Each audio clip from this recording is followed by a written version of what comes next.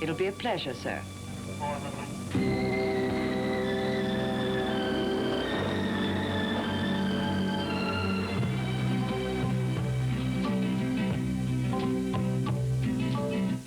Next Sunday, your Sunday night box office will be the epic wartime spectacular, Midway.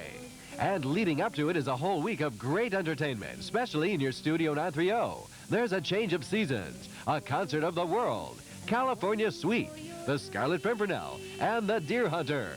But out with the viewing for today, and it's almost time for the news roundup, so do stand by. And life seems plain. Sunday Night Box Office, You Only Live Twice, was co-sponsored by Air Lanka. A change of seasons. A hotbed of love affairs. Starring Shirley MacLaine, Anthony Hopkins, and Bo Derek. Tomorrow, Studio 930, TVB Pearl. Somebody be kind enough to tell me what... Quand je fais n'importe quoi, je voudrais que tout le monde... Tuesday, join the mythical phenomenon of our time, Brigitte Bardot.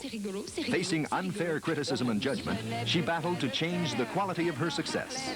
Brigitte Bardot, My Story, starting Tuesday, 7:30, with a touch of love from TVB Pearl.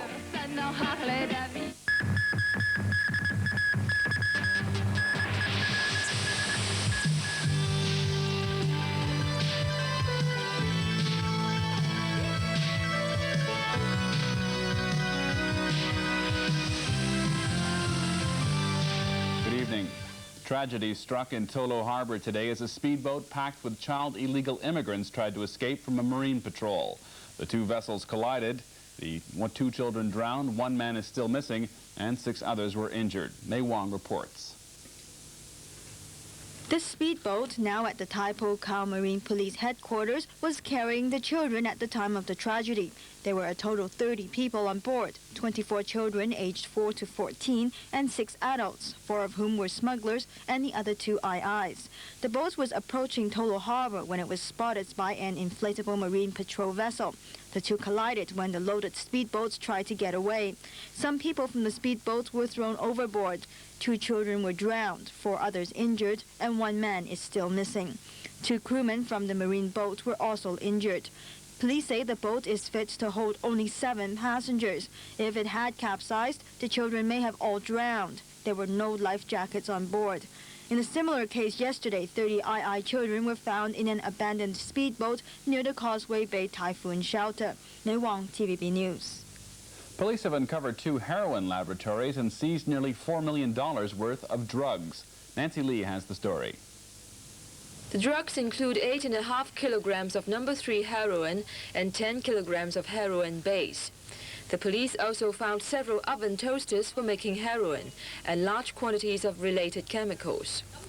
Spokesman for the Narcotics Bureau says the police acted on information provided by informers and discovered the first heroin laboratory 2 days ago inside a residential flat in a new building in Sha Tin. 2 men in their 20s as well as a 10-year-old boy were arrested. The second workshop found yesterday morning was located in Chiwanshan. 2 women were arrested. The police say it's the first time they have found drug syndicates using small children to deliver large quantities of drugs. Nancy Lee, TVB News. A new political association was formed in Hong Kong today, known as the Hong Kong People's Association. The organization will have a maximum membership of 1,000. Right now it has over 30 members, mostly professionals. The president of the association, Lo King Man, is an administrative executive at the Polytechnic as well as an appointed urban councillor. The association will field candidates in next year's district board and legislative council elections.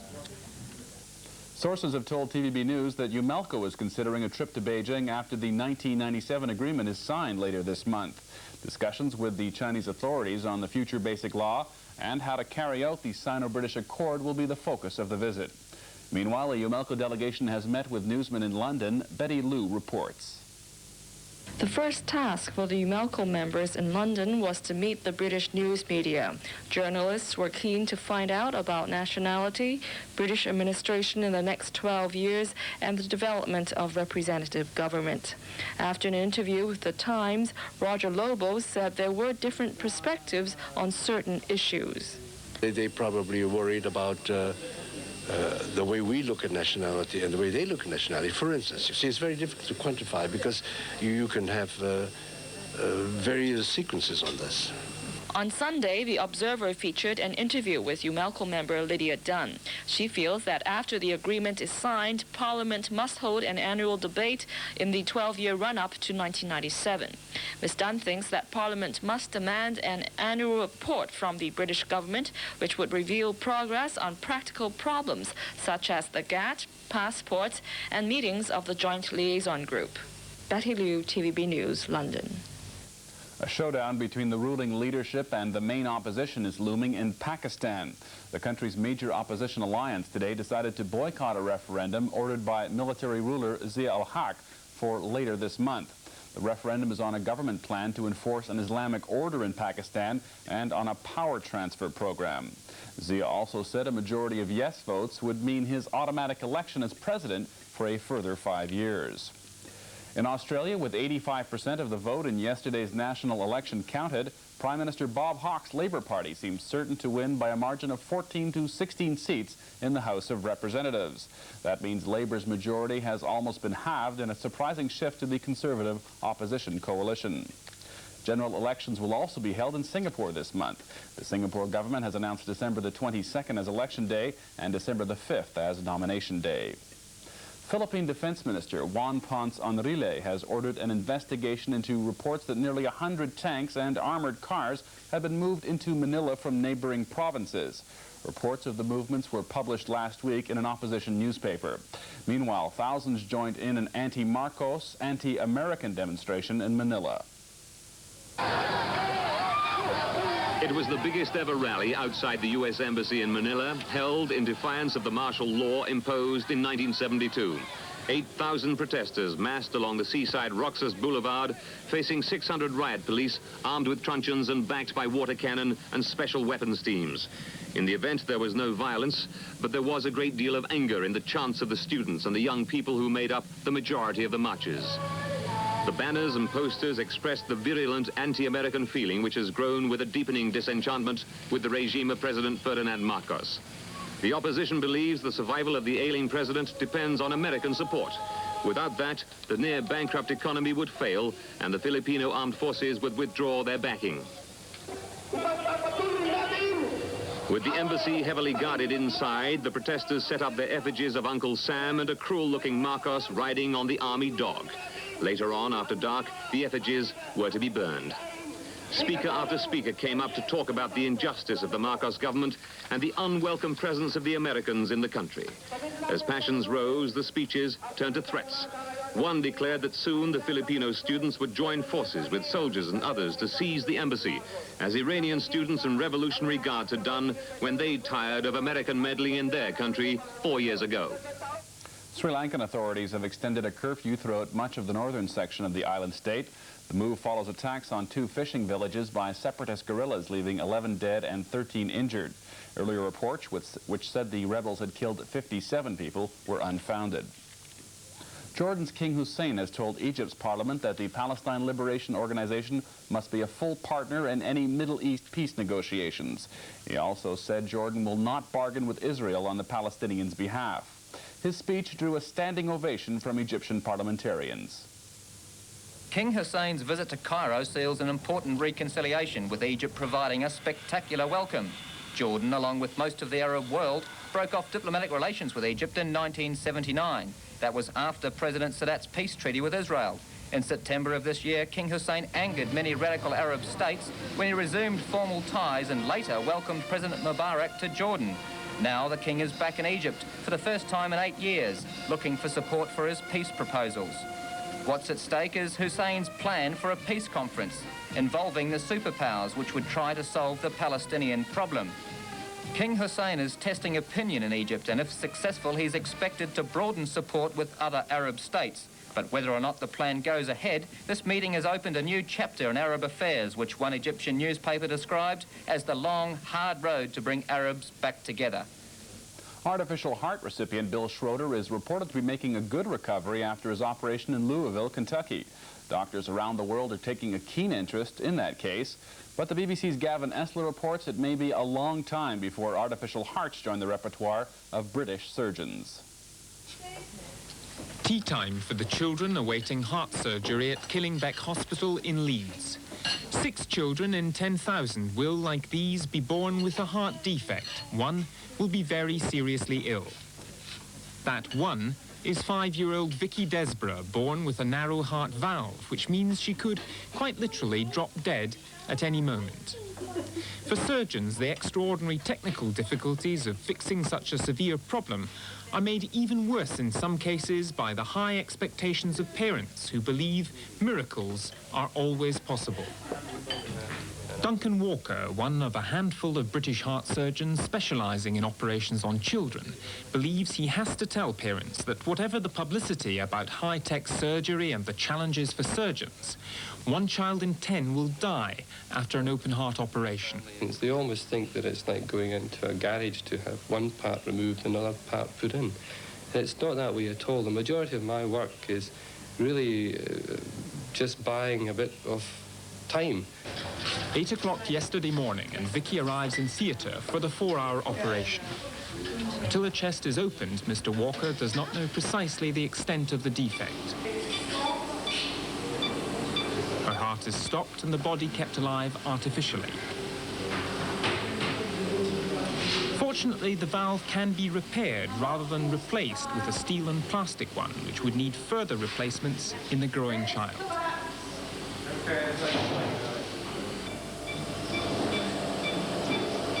After 20 minutes, the repaired heart, no bigger than a tomato, is restarted. The operation is a success. But for Mr. Walker, the art of surgery is sometimes to say no, refusing to try such things as baboons' heart transplants or expensive procedures with little chance of success. The collapse of a state-owned Irish shipping line could have major repercussions in the Far East. The president of Hong Kong's Wak Wong shipping line is just back from a visit to Dublin in an attempt to keep the Irish company afloat. Frank Chow says the threatened firm has rented 7 vessels from the Far East, 6 of them from Hong Kong. The leases are based on long-term contracts. Chow says shippers use long-term contracts as a basis for bank credit. If the Irish shipping line goes down, Chow fears the credibility of such contracts will be undermined in bankers' eyes. America is testing a new generation of jet fighters in California, among them the X-29. Meet the X-29, the forerunner of a new generation of American jet fighters. It hasn't gotten off the ground yet, but expectations are soaring. Take those forward-swept wings. They're designed to give the X-29 unprecedented maneuverability, allowing it to make tighter turns and fly faster in combat than any plane has ever flown before. But those backward wings are unstable, like trying to throw an arrow feathers first. So the X-29 has 3 onboard computers making 40 mid-flight course corrections per second, just to keep the plane from tumbling out of control and ripping apart. Chuck Sewell will be the first man to fly it. If I lose all 3 computers at the same time, or if I lose all 3 computers, period, one at a time or whatever, the airplane will self-destruct in 0.2 of a second. The X-29 is now here at Edwards Air Force Base getting ready for its first flight test. And it's joining several other advanced experimental planes already at Edwards, like the AFTI F-16. That stands for Advanced Fighter Technologies, and it includes some amazing new aircraft designs, like these little wings attached to the fuselage called canards. Flat turn the airplane or turn without banking to point the airplane without changing the flight path, or fly sideways, if you will. And in combat, flying sideways could be a decided advantage. They're changing things inside the cockpit, too, installing sophisticated equipment like the voice command system. With that, the pilot can talk to his airplane, and he can throw switches in the cockpit by voice.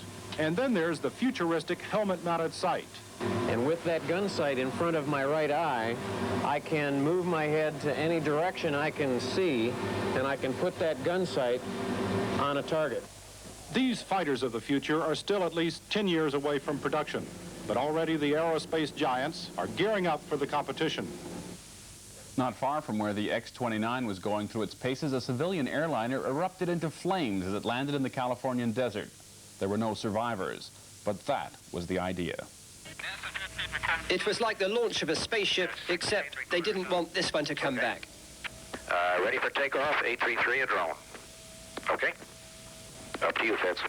With that cryptic comment, test pilot Fitz Fulton, sitting in a cockpit on the ground, flew the airliner by remote control, taking it up to a height of 2,000 feet. A doomed flight, but no panic on board. 75 dummies waited silently, crammed with electronic sensors, for a journey destined to end violently within 12 minutes. The airliner flew in a loop round this Mojave Desert Air Base as the final countdown started. 300. 200. 150. In the last moments of the Boeing 720, it was evident pilot Fitz Fulton was having trouble keeping the plane steady.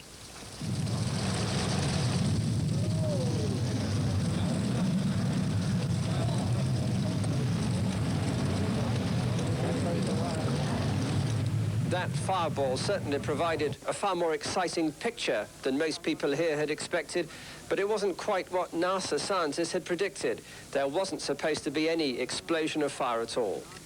It was difficult to imagine any real person surviving such an impact. At this stage, we don't know if any of the dummies inside finished intact. For NASA and the Federal Aviation Authorities, this technological extravaganza turned into a disappointment. The fiery crash seemed certain to put off for years the introduction of the so-called safer fuel. It's back to the drawing board for all concerned. Tomorrow's weather, moderate to fresh easterly winds, cloudy with some light rain patches, a low tonight of 16 degrees, tomorrow's high 19. That's the news for Sunday, December the 2nd, 1984. Good night.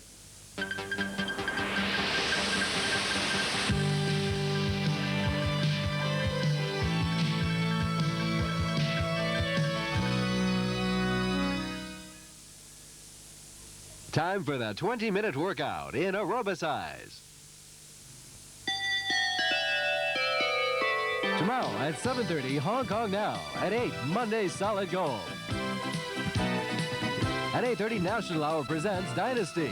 And in Studio 930, Bo Derek, Shirley MacLaine, and Anthony Hopkins in A Change of Season. During the years, Perfecta has become the manufacturer of down-proof, PU-coated, oil-coated, chintz and water-repellent fabrics. This year, Perfecta introduced the new range containing color-fast, mercerized, sanforized and pigment-dyed fabrics. For further information, please telephone 04938185180 or telex 36557 PDPW. The French Revolution has entered its phase of terror. The crowds are hungry for blood. Aristocrats are saved by a mysterious rescuer, the Scarlet Pimpernel. The Scarlet Pimpernel, starring Anthony Andrews and Jane Seymour. Friday, Studio 930 on TVB Pearl. We are the Pearl. Warning. The following program depicts exercises which, depending upon your physical condition, may be hazardous to your health. You are therefore warned not to attempt any of these exercises without consulting your doctor. Even with such approval, each exercise should be done in moderation and should not be performed if tired or to the point of fatigue or pain. Do not overexert yourself. This is the 20-minute workout, the exercise show that benefits the most important muscle in your body, your heart. Scientifically developed, the 20-minute workout offers the maximum aerobic benefit in the minimum amount of time. Begin slowly, working at your own pace, and watch the timer in the corner of your screen to set your goals for improvement. Be patient. Like any exercise program, it takes a while to learn the routines. Just try to do a little more each day. Give yourself enough room to move, wear comfortable clothing, and jogging shoes. Whether you're a beginner or in great physical condition, the 20-minute workout is for you. Enjoy it.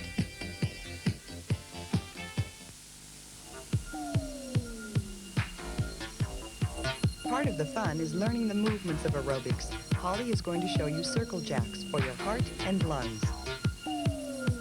Feet jump in and out, and arms circle up and over freely from the shoulders. Stomach in tight, and remember to breathe out. The incoming oxygen will take care of itself. Now arms circle in. Get up and try it. Hi, I'm Holly. You ever feel like that light bulb up here is on a dimmer switch and somehow it's been turned down? You just don't feel very bright or alert? Well, that's because there's not enough oxygen getting up there. But stay tuned, because we know a way of turning that light bulb up real bright. The Aerobics way. Don't go away.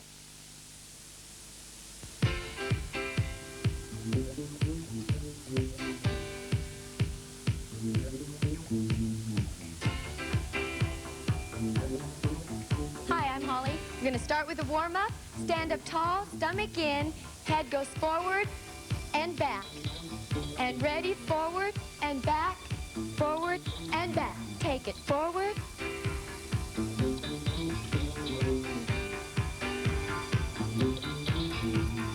Four more. Three more.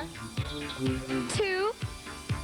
Now looking right and left. Look right and left. Reach it out. Elbows high.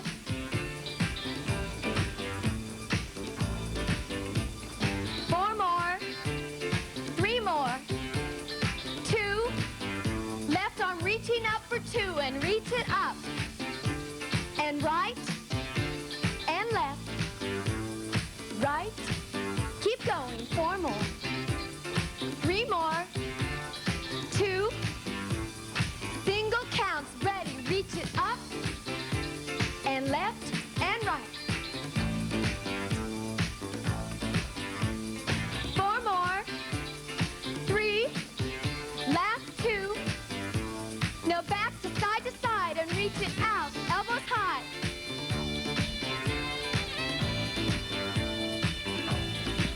Keep going. Four more. Three more. Two.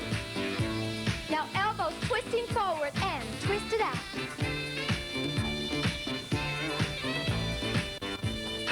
Really work your waist. Come on, keep twisting. Three more. Two more.